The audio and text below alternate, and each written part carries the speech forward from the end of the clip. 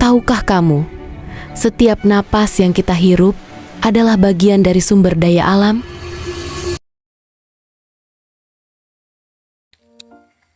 Assalamualaikum warahmatullahi wabarakatuh. Salam pejuang pembelajar hebat, luar biasa.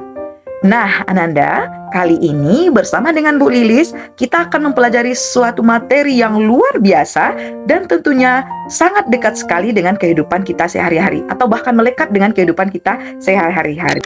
Nah, kira-kira ada yang bisa nembak nggak apa sih materi kita pada hari ini? Mungkin ada Ananda yang menjawab tentang air, Bu, karena tadi Ibu bilangnya sangat dekat dengan kehidupan kita sehari-hari. Jawabannya benar. Mungkin ada lagi yang menjawab tentang tanah, Bu. Jawabannya benar juga. Kemudian mungkin ada juga Ananda yang menjawab, Bu, tentang laut, Bu. Mungkin jawabannya juga benar. Semuanya benar ya, Ananda. Kemudian mungkin ada juga anak-anak Ibu yang menjawab tentang, Bu, tentang tumbuhan, Bu. Tentang hewan, Bu. Nah, semua yang Ananda prediksikan tadi jawabannya benar. Nah, materi kita hari ini adalah tentang sumber daya alam. Kira-kira ada yang tahu apa itu sumber daya alam? Lebih lengkapnya, materi kita pada hari ini adalah potensi sumber daya alam dan pengaruhnya terhadap kehidupan. Nah, kira-kira Ananda semua, ada nggak sih pengaruh dari sumber daya alam terhadap kehidupan manusia? Nah, jawaban pastinya akan Ananda peroleh setelah Ananda mengikuti pembelajaran hari ini dengan semangat dan antusias. Sudah siap untuk belajar Ananda semua? Nah, pernahkah Ananda berpikir dari mana asal listrik yang menerangi rumah Ananda? Atau bahkan dari mana sih asal dari nasi lauk pauk yang Ananda konsumsi setiap hari berasal? Atau yang paling dekat dengan kehidupan kita, yang paling melekat dengan kehidupan kita, dari mana sih air itu yang kita gunakan dalam kehidupan kita sehari-hari berasal? Nah, itu semua asalnya dari alam, sehingga kita sebut dengan sumber daya alam. Nah, Ananda semua, dari pemaparan tadi, Ibu yakin Ananda sudah bisa menarik kesimpulan terkait dengan konsep sumber daya alam. Nah, Ananda semua, Ibu yakin untuk konsep sumber daya alam, Ananda semua sudah bisa memahami dengan baik. Selanjutnya, kita masuk ke dalam klasifikasi sumber daya alam. Nah, kira-kira ada berapa sih klasifikasi sumber daya alam tersebut? Let's check it out. Sumber daya alam diklasifikasikan menjadi 3. Yang pertama, diklasifikasikan berdasarkan sifat kelestariannya. Yang kedua, diklasifikasikan berdasarkan jenisnya. Dan yang ketiga, diklasifikasikan berdasarkan potensinya. Nah, yuk kita cek. Yang pertama adalah klasifikasi sumber daya alam berdasarkan sifatnya. Berdasarkan sifatnya, sumber daya alam dibagi menjadi 2. Yang pertama adalah sumber daya alam yang dapat diperbaharui. Yang kedua adalah sumber daya alam yang tidak dapat diperbaharui. Yuk kita cek satu persatu. Apa sih perbedaan dari kedua sumber daya alam ini? Yang pertama, sumber daya alam yang dapat diperbaharui artinya sumber daya alam yang meskipun terus-menerus kita gunakan, kita manfaatkan, jumlahnya tetap ada di permukaan bumi. Nah, yang kedua, itu sumber daya alam yang tidak dapat diperbaharui adalah kebalikan dari sumber daya alam yang dapat diperbaharui tadi.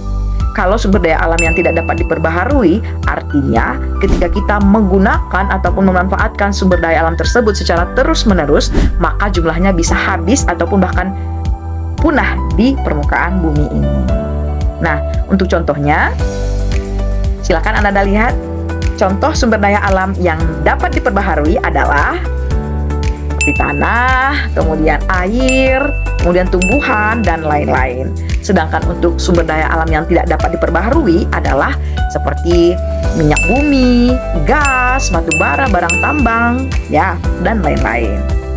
Nah, Ananda semua, adapun contoh dari sumber daya alam yang dapat diperbaharui adalah seperti tanah, cahaya matahari, air, hewan, dan juga tumbuhan. Sedangkan contoh sumber daya alam yang tidak dapat diperbaharui adalah seperti jenis-jenis barang tambang, seperti minyak bumi, gas, kemudian barang-barang tambang lainnya, mineral-mineral lainnya. Nah, itu dia contoh dari sumber daya alam yang dapat diperbaharui dan yang tidak dapat diperbaharui, atau secara internasional sering dikenal dengan renewable resources dan unrenewable resources. Nah, Ananda, untuk klasifikasi sumber daya alam yang ketiga adalah sumber daya alam diklasifikasikan berdasarkan potensinya, dibagi menjadi 3. Yang pertama adalah sumber daya alam materi. Yang kedua adalah sumber daya alam energi. Dan yang ketiga adalah sumber daya alam ruang. Mari kita bahas satu persatu. Yang pertama adalah sumber daya alam materi. Merupakan sumber daya alam yang dimanfaatkan adalah fisiknya. Contohnya seperti bebatuan, batu kita gunakan ataupun dimanfaatkan oleh manusia untuk kehidupannya, membangun rumah dan segala macam. Kemudian yang kedua adalah kayu, kita manfaatkan juga fisiknya. Kemudian beberapa barang tambang seperti emas, besi, dan lain-lain. Nah, itu dia contoh dari sumber daya alam materi. Yang kedua, Ananda, sumber daya alam energi. Nah, sumber daya alam energi adalah sumber daya alam yang dimanfaatkan oleh manusia berupa energinya. Contoh, sinar matahari, kemudian apalagi air, kemudian apalagi gelombang air laut yang digunakan untuk pembangkit listrik misalkan. Nah, semua sumber daya alam yang dimanfaatkan manusia berupa energinya, maka itu diklasifikasikan ataupun disebut dengan sumber daya alam energi. Nah, yang terakhir, yang ketiga adalah sumber daya alam ruang. Nah, sumber daya alam ruang adalah sumber daya yang dimanfaatkan manusia untuk beraktivitas di dalam ruang tersebut. Contoh, tempat tinggal kita merupakan ruang yang terdapat di permukaan bumi yang kita manfaatkan ataupun yang manusia manfaatkan untuk beraktivitas sehari-hari. Nah, sumber daya alam hayati adalah sumber daya alam yang berasal dari makhluk hidup. Contohnya, beragam jenis tumbuh-tumbuhan dan juga beragam jenis hewan. Nah, itu dia sumber daya alam hayati ataupun biotik. Selanjutnya, sumber daya alam abiotik ataupun non-hayati. Merupakan sumber daya alam yang berasal dari benda mati yang terdapat di permukaan bumi kita ini. Contohnya adalah tanah, air, cahaya matahari, bebatuan, dan lain-lain. Nah, itu dia klasifikasi sumber daya alam berdasarkan jenisnya. Nah, Ananda, demikian pembelajaran hebat kita pada hari ini. Kita sudah menentaskan 2 indikator pada hari ini. Yang pertama adalah konsep sumber daya alam dan yang kedua adalah klasifikasi sumber daya alam. Ibu berharap Ananda semua mengikuti pembelajaran dengan baik dan akhirnya nanti bisa memahami materi kita hari ini dengan baik juga. Demikian materi kita, mudah-mudahan bermanfaat bagi Ananda. Saya Ibu Lilis Suryani, SPDGR.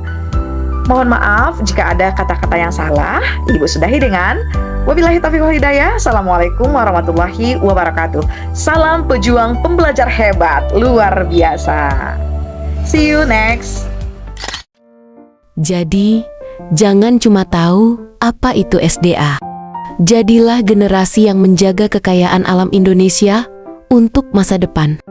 Karena bumi yang lestari dimulai dari kamu.